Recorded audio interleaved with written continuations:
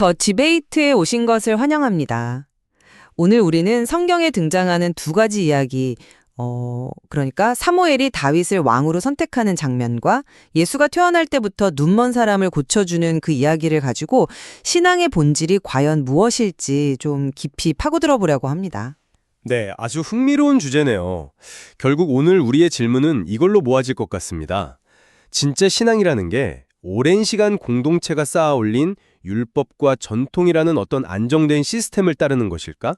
아니면 때로는 그 시스템 자체를 뒤흔드는 예측 불가능한 개인적 만남에서 비롯되는 것일까? 바로 그 지점입니다. 저는 신앙의 심장부에는 기존의 모든 틀을 넘어서는 개인의 어떤 충격적인 체험, 신의 부르심이라는 예측 불가능한 사건이 있다고 생각합니다.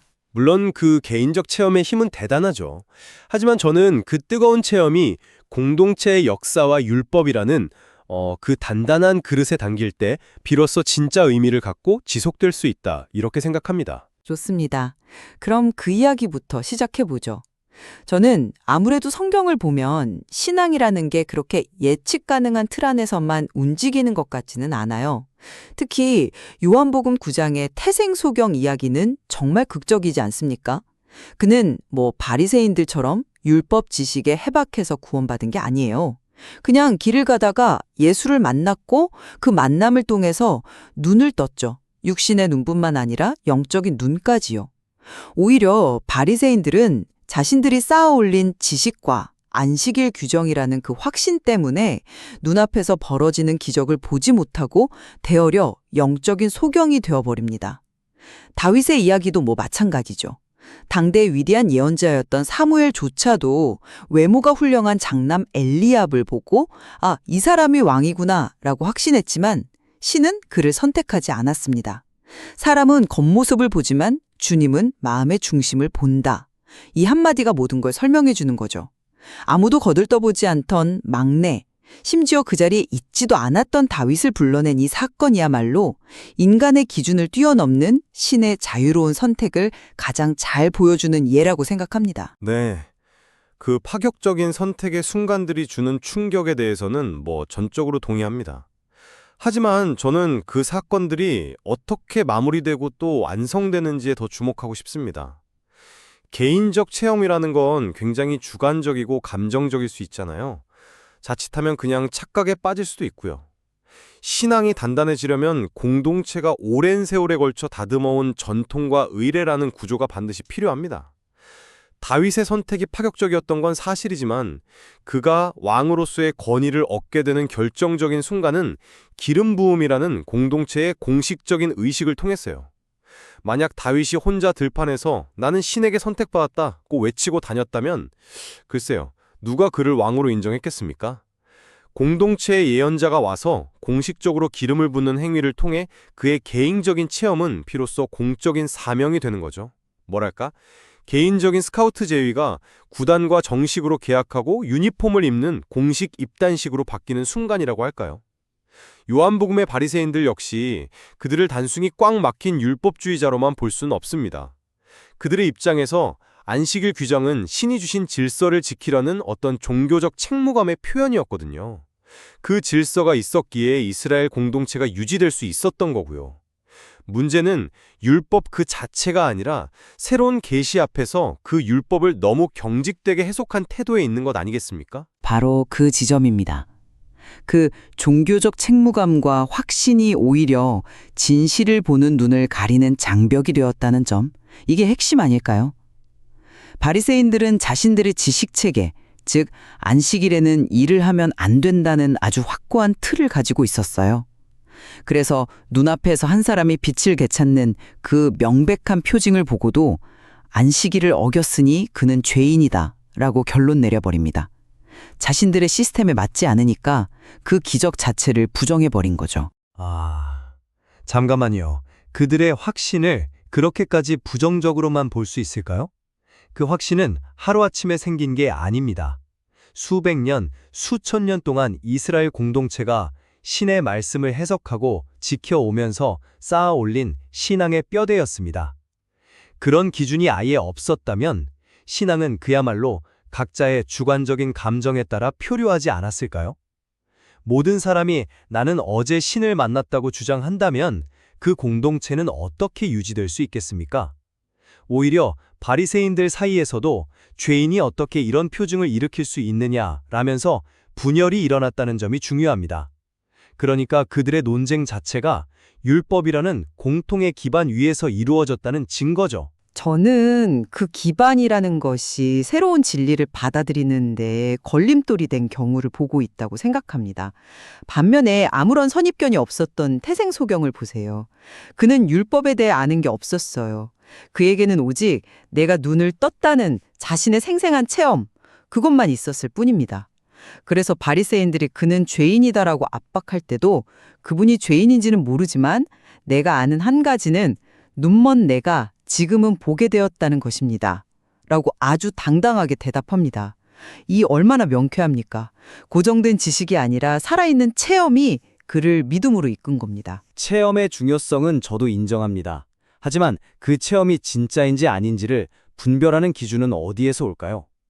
그 소경의 체험이 의미를 갖게 된 것도 결국 이스라엘의 신앙 전통, 즉 메시아가 오시면 눈먼 자를 눈뜨게 할 것이다 라는 공동체의 기대와 연결되었기 때문입니다.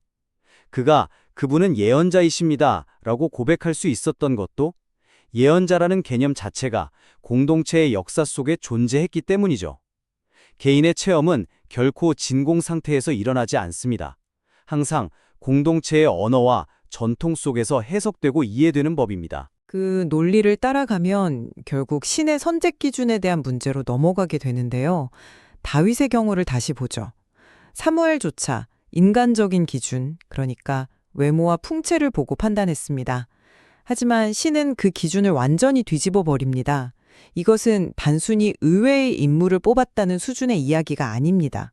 인간이 중요하다고 생각하는 모든 조건, 능력, 외모, 사회적 지위, 심지어 장자라는 서열까지 이 신의 선택 앞에서는 아무 의미가 없다는 그런 선언이죠.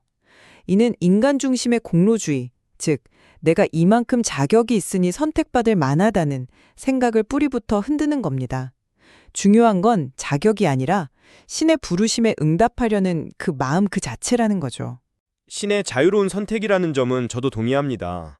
하지만 그 선택이 개인적인 특권으로 끝난다고 보십니까? 저는 그렇게 생각하지 않습니다. 성경에서 신의 선택은 언제나 사명과 연결됩니다. 다윗은 개인적으로 잘 먹고 잘 살려고 선택받은 게 아니라 자신의 백성, 이스라엘을 이끌 목자로 선택받았습니다. 아브라함도 이스라엘 민족도 마찬가지였죠. 선택은 언제나 공동체를 향한 공적인 책임으로 이어집니다. 바로 그 지점에서 기름 부음이라는 공동체적 의례가 다시 중요해지는 겁니다.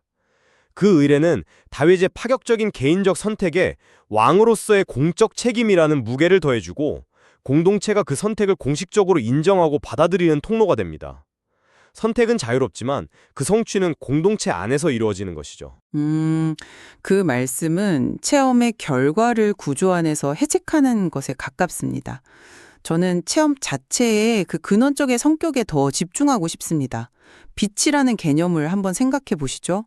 에베소서 5장은 여러분은 한때 어둠이었지만 지금은 주님 안에서 빛입니다. 라고 말합니다. 빛의 자녀처럼 살아가십시오. 라는 윤리적 권고가 뒤따르지만 그보다 앞서는 것은 너희는 빛이다. 라는 존재론적 선언입니다. 이건 단순히 착한 일을 하는 사람이 되라는 것과는 차원이 다른 이야기입니다.